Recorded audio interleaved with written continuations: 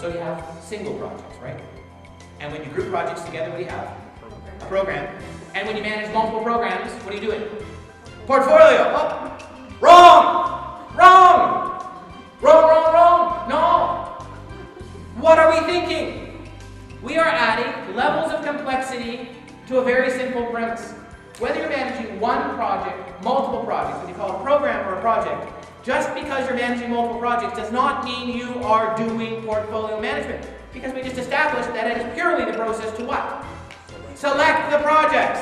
So we can't call the thing designed to manage all of them the same thing as the thing designed to select them. Not unless we want to become the laughingstock of every profession that ever existed. My philosophy on speaking is really easy. My intent always with my audience is to be engaging and relevant. Engaging delivery helps keep the audience hooked to what you're saying, helps them follow and stay with you. Really, focuses on making sure they have a good time while learning. Relevant, of course, relevant to the topic, relevant to the aspirations of the people you're speaking to, relevant to the field, making sure you deliver some of those just-in-time best practice insights that make a difference for people.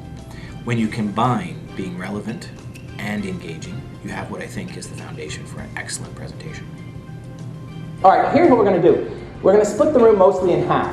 So, how are we going to do this? Well, let's go down about the middle.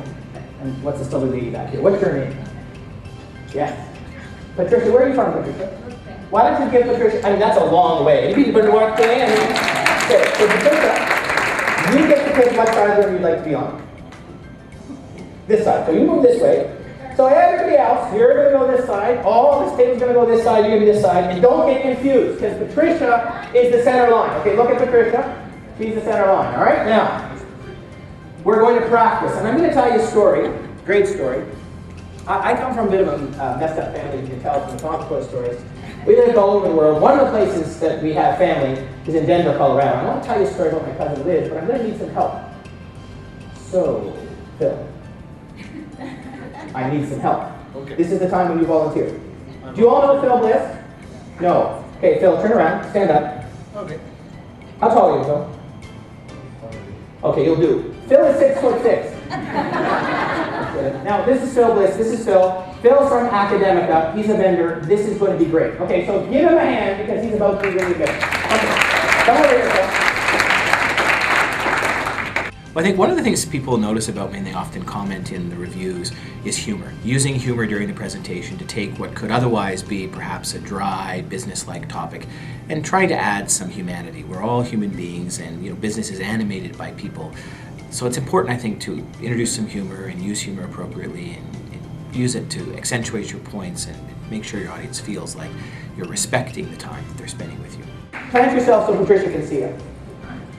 Okay, now imagine, if you can for just a second, that Phil is actually my cousin Liz. But now I need to describe Liz to you, okay? Now Liz, cousin Liz, is about, not quite 6'6". She's maybe 6'4.5" now, she's getting old. Okay, so she's about 6'4", 4.5", and she's a really, she's the kind of person, kind of tall, with a lot of presence, and huge red hair.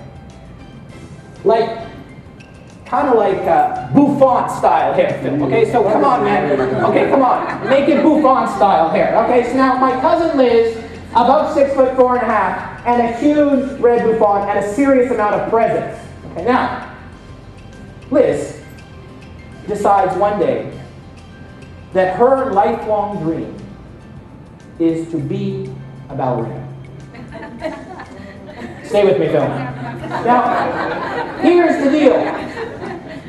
Liz, at this point, is married to a local politician with a certain profile in the town, and 2 kids in high school, grade 9 and grade 11. Now, kind of going down this path, let me just split this up. This is what we're going to do. We're going to practice. On this side. Oh, no, you can't. Okay, wait, Hunter, we're going to need to do it over again because they don't speak English. Okay. Oh, no, you can't. Oh, no, you can't. Okay. Now this side. Oh, yes, I can. Oh, yes, I can. So it goes something like this along these lines. Liz arrives at the dinner table one night and announces to everybody she intends to join the local dance class. In fact, the senior dance class, which includes her daughter. And she explains to her daughter how excited she is that they're going to have this mother-daughter time together. And her daughter says, and she says, Oh, yes, I can. and she explains to her husband that she has had a lifelong dream for which she expects him to support her in the pursuit of, because that's what married life is all about. She has always wanted to do this, and so she also intends at some point to be in the pageant. The public pageant. And he says, Oh, no, you can't. and she says, Oh, yes, I can. you see where this is heading, eh? So now Liz, being of a certain size, shows up at the dance school. Now the dance school instructor, oh, you missed that, didn't you? Okay, so the dance school instructor says, oh, Liz, we don't have a tutu to fit.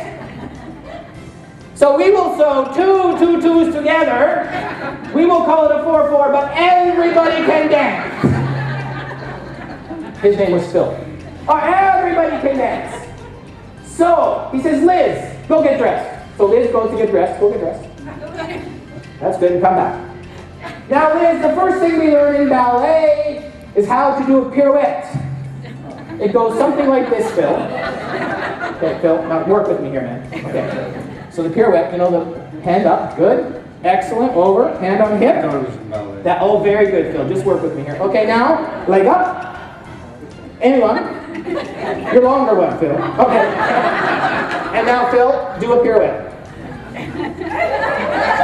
Yay! And they said to everybody in the class, I'm going to learn to dance. And they said, Oh, no, you and she said, Oh, yes, I can. we could go on, Phil. And we're going to. And we're going to because, let me tell you what happened. Every time I say the word dance, Phil, we need some action. So Liz, who'd had a lifelong dream of learning how to dance, that's it. Did an incredibly good thing.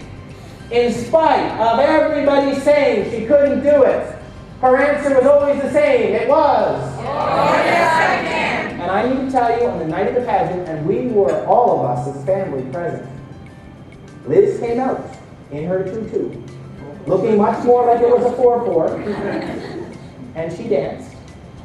And she danced. And she danced. She danced like somebody who didn't care that anybody was watching her dance. She came out and with a grace and an absolute incredible presence fulfilled her dream and danced in front of this audience. And everybody who said to her, now said, Oh, yes, she sure can. And I want to thank Phil. Phil, give Phil a hand. I love it when people come up to me at the end of a presentation and they give me their unvarnished sense of what happened. And they say things like, wow, that was really great, or engaging, or I liked the fact that you were really human and you really understood what it's like for me in the trenches. That means a lot to me. You know what? I was about ready to die at the start of that.